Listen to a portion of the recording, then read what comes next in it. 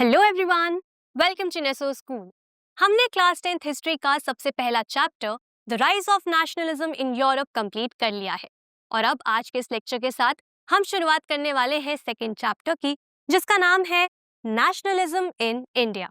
इस चैप्टर में हम ये पढ़ने वाले हैं कि किस तरीके से इंडिया में लोगों के बीच में नेशनलिज्म यानी कि राष्ट्रवाद की भावना को स्प्रेड किया गया, जिसकी मदद से डिफरेंट फ्रीडम स्ट्रगल्स हुए और इंडिया को आज़ादी मिली। आप सभी ने ऑलरेडी अपनी पिछली क्लासेस में ये पढ़ा है कि कैसे इंडिया में नेशनलिज्म का ग्रोथ हुआ। आप सबने 20th सेंचुरी के फर्स्ट डिकेड यानी कि 1900 से 1909 तक के पीरियड में होने वाले सभी मूवमेंट्स एंड स्ट्रगल्स के बारे में अच्छे से पढ़ रखा है। इस चैप्टर में हम उसी पीरियड के आगे के मूवमेंट्स के बारे में, स्ट्रगल्स के बारे में समझने वाले हैं, जिनकी मदद से नेशनलिज्म की भावना को स्प्रेड किया गया इंडिया के अंदर, जैसे कि civil disobedience movements and non cooperation movement. तो हमारे आज के इस लेक्चर का नाम है नेशनलिज्म इन इंडिया, जहां पर मैं आप सभी को इंट्रोड्यूस करवाने वाली हूं इस चैप्टर से। तो देखते हैं हमारे आज के टॉपिक्स। जैसे कि मैंने आप सभी को बताया, हमारे इस लेक्चर का एक ही टॉपिक होने वाला है, जिसका नाम है introduction to nationalism in India. ये टॉपिक आपके चैप्टर में यहां से लेकर यहां तक दिया गया है। तो बिना किसी देरी के शुरू करते हैं। हम सब ने पिछले चैप्टर में ये अच्छे से पढ़ा था कि किस तरीके से यूरोप में नेशनलिज्म का राइज हुआ, किस तरीके से यूरोप में नेशन स्टेट्स का क्रिएशन हुआ, कैसे सिंबल्स का, साइंस का, आइकन्स का और साथ ही साथ एलिगोरीज का यूज किया गया लोगों के अंदर यूनिटी को जगाने के लिए, लोगों के अंदर नेशनलिज्म की भावना को जगाने के लिए, और किस तरीके से फाइनली कई सारे नेशन स्टेट्स यूरोप में फॉर्म हुए। तो हमने यहाँ पर क्या समझा था? हमने ये समझा था कि यूरोप में जो मॉडर्न नेशनलिज्म है, मॉडर्न नेशनलिज्म का मतलब है कि यूरोप में लोगों के अंदर ये जो भावना पैदा हुई कि हम सब एक हैं, हम सब बिलोंग करते हैं एक दूसरे के साथ, हमारी कॉमन आइडेंटिटीज है।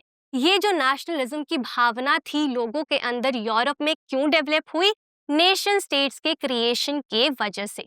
मतलब कि यूरोप में लोगों ने नेशनलिज्म को बढ़ावा दिया, यूरोप में लोगों ने नेशनलिज्म को राइज दिया। क्यों? क्योंकि वो सभी नेशन स्टेट्स को फॉर्म करना चाहते थे।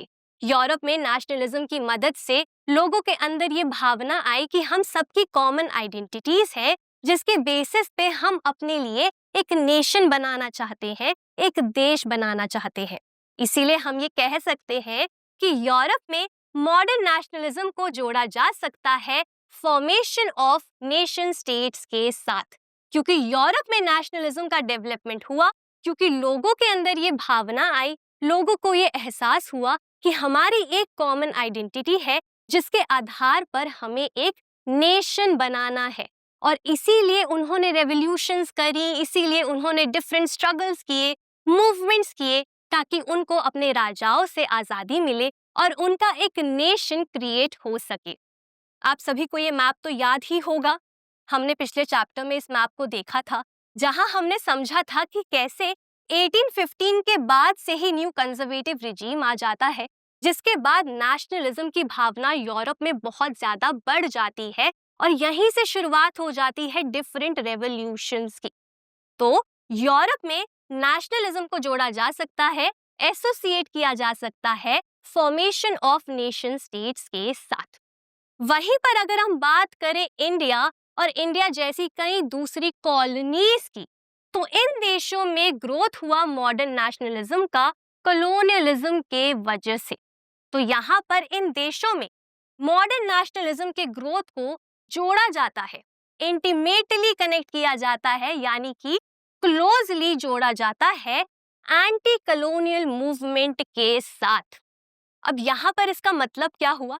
इसका मतलब ये हुआ कि इंडिया जैसे देशों में, इंडिया जैसी कॉलोनीज में मॉडर्न नेशनलिज्म की भावना लोगों में क्यों आई? कॉलोनियलिज्म के वजह से आई, क्योंकि वो सभी लोग कॉलोनियलिज्म से आजादी चाहते थे और इसीलिए उन्होंने एंटी कॉलोनियल मूवमेंट को शुरू किया। और इसी एंटी कॉलोनियल मूवमेंट के वजह से नेशनलिज्म बहुत ज्यादा स्प्रेड हुआ इंडिया के अंदर और लोग एक दूसरे के साथ जुड़े और उन्होंने मिलकर आजादी की लड़ाई लड़ी। अब इससे पहले मैं आप सभी को एंटी कॉलोनियल मूवमेंट का मतलब समझाऊं और कॉलोनीज का मतलब समझाऊं, पहले आप सभी का कलोनियलिज्म का मतलब समझना जरूरी है। तो चलिए पहले कलोनियलिज्म का मतलब समझ लेते हैं।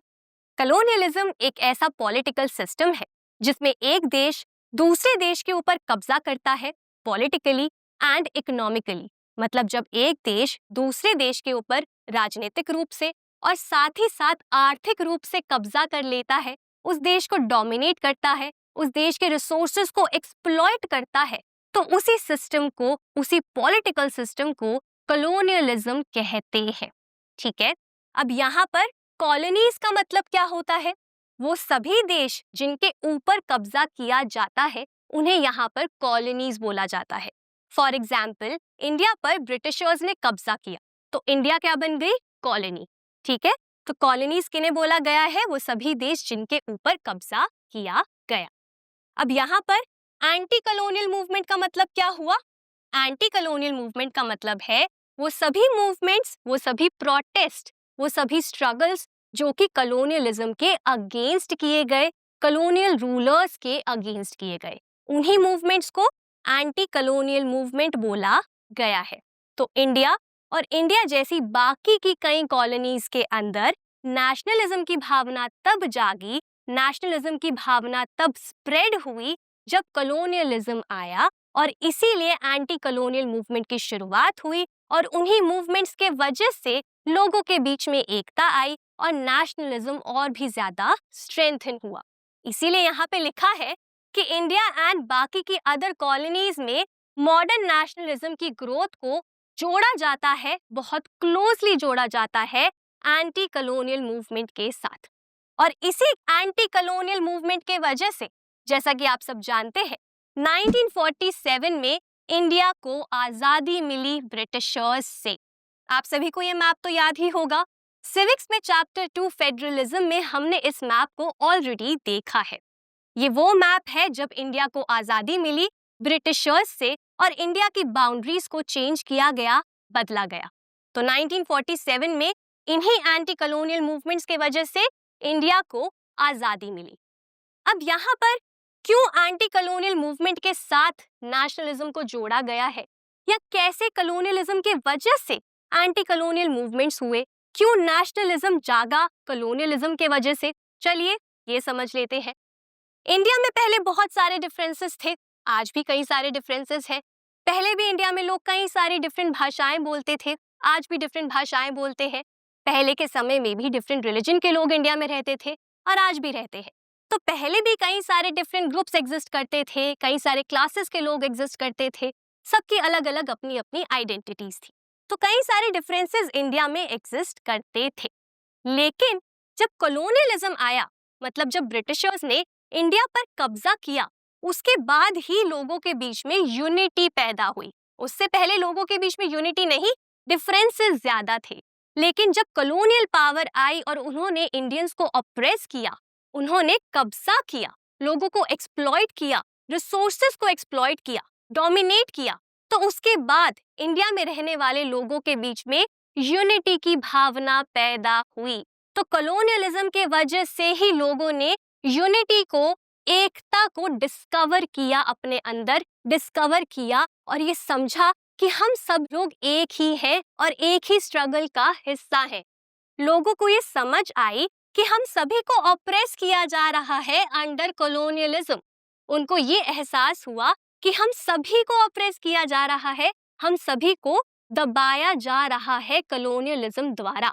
हम सब एक है और हम सबकी तकलीफें भी एक है और हम सबका दुश्मन भी एक है, और वो दुश्मन कौन है? ब्रिटिशर्स। तो ये एहसास कब हुआ? जब कॉलोनियलिज्म आया। उसी के वजह से लोगों के बीच में जो बॉन्ड था वो स्ट्रॉन्ग हुआ, यानी कि लोगों के संबंध जो थे वो और ज्यादा स्ट्रॉन्ग हुए और जो डिफरेंट ग्रुप्स एग्जिस्ट करते थे वो सभी साथ में आए। उन सभी ने एकता के साथ मूवमेंट को शुरू किया और इंडिया को आजादी दिलाई। इसीलिए नेशनलिज्म को एंटी कॉलोनियल मूवमेंट के साथ जोड़ा जाता है। अब ये प्रोसेस इतना आसान नहीं था, ऐसा नहीं था कि बहुत आसानी से डिफरेंट ग्रुप्स को ये एहसास हो गया और सब लोग साथ में आ गए। जैसे मैंने आप सभी को बताया, कई सारे डिफरेंट क्लासेस के लोग वहां पे रहते थे, कई सारे डिफरेंट ग्रुप्स के लोग एग्जिस्ट करते थे, आज भी एग्जिस्ट करते हैं। और हर एक क्लास के लोगों के लिए, हर एक ग्रुप के लोगों के लिए कॉलोनियलिज्म अलग था। मतलब कि कुछ लोग गरीब थे, कुछ लोग अमीर थे। गरीब लोगों पर अलग तरीके का असर होता था कॉलोनियलिज्म का, अमीर लोगों पर अलग तरीके का इफेक्ट होता था कॉलोनियलिज्म का। तो हर एक क्लास के ऊपर, हर एक ग्रुप के ऊपर अलग इफेक्ट होता था कॉलोनियलिज्म का। और हर एक क्लास के लिए, हर एक ग्रुप के लिए फ्रीडम का मतलब, आजादी का मतलब भी बहुत ज्यादा अलग था। जो गरीब लोग थे, जो किसान थे, उनके लिए आजादी का मतलब था कि टैक्सेस को कम कर दिया जाए, लगान को हटा दिया जाए। जो मिडिल क्लास लोग थे, जो बिजनेसमैन थे, उनके लिए आजादी का मतलब था कि वो आसानी से अपना बिजनेस चला पाए, आसानी से वो ट्रेड कर पाए, टैक्सेस को कम किया जाए। तो हर क्लास के लिए, हर ग्रुप के लिए फ्रीडम का मतलब भी अलग था, आजादी का मतलब भी अलग था। और हर किसी के एक्सपीरियंसेस भी बहुत ज्यादा एक दूसरे से डिफरेंट थे, वेरी थे। इसीलिए काफी ज्यादा डिफरेंसेस लोगों में एग्जिस्ट करते थे और यूनिटी को इन लोगों के बीच में पैदा करना बहुत ज्यादा मुश्किल था। और इसी वजह से कांग्रेस अंडर महात्मा गांधी, मतलब कि कांग्रेस ने, महात्मा गांधी ने और कई सारे और भी लीडर्स ने कोशिश करी कि वो इन डिफरेंट ग्रुप्स को साथ मिला सके, यानी कि वो इन सभी ग्रुप्स को फोर्ज कर सके। फोर्ज का मतलब कि सभी ग्रुप्स को साथ में ला सके, एक मूवमेंट को चला सके और इस मूवमेंट के थ्रू इंडिया को आजादी दिलवा सके। तो यहाँ पे कई सारे लोगों ने एक इम्पॉर्टेंट रोल प्ले किया इन सभी डिफरेंट ग्रुप्स को साथ मिलाने के लिए, एक मूवमेंट के अंडर लाने के लिए, ताकि इंडिया को आजादी मिल सके कॉलोनियल पावर्स से। लेकिन ये भी आसान नहीं था, क्योंकि इंडिया में कई सारे डिफरेंसेस थे। अब कई सारे डिफरेंसेस होंगे तो कई सारे डिफरेंट ओपिनियंस होंगे, डिफरेंट इंटरेस्ट होंगे। हर एक ग्रुप का इंटरेस्ट डिफरेंट होगा, हर एक ग्रुप का एक्सपीरियंस अलग था। तो इसीलिए काफी ज्यादा कॉन्फ्लिक्ट्स भी हुए, काफी सारे झगड़े भी हुए। तो ये जो यूनिटी इंडिया में आई, वो कई सारे झगड़ों के बाद आई और फिर फाइनली इंडिया को आजादी मिली। तो जो यूनिटी हमारे देश में आज है और जो यूनिटी उस समय हमारे देश में डेवलप करी गई, वो कई सारे कॉन्फ्लिक्ट्स के साथ आगे करी गई। और इसी तरीके से इंडिया को इंडिपेंडेंस मिली 1947 में।